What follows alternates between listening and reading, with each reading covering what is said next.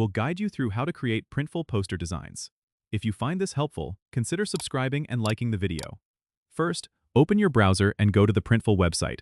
Once you're on the home page, you'll need to log into your account or create a new one if you haven't done so already. After logging in, go to the dashboard and click on the Products section, then select Posters from the list. Now, you'll see different poster options available. Choose the type and size of the poster you want to design. Next, click on Create Your Design to open the Design tool. Here, you can upload your images or graphics by clicking on Add Image. Make sure your images are high resolution for the best print quality.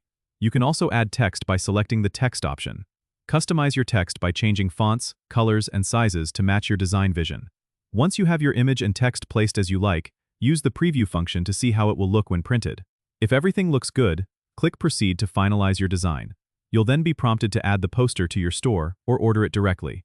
If you want to sell it, connect your online store by following the on-screen instructions.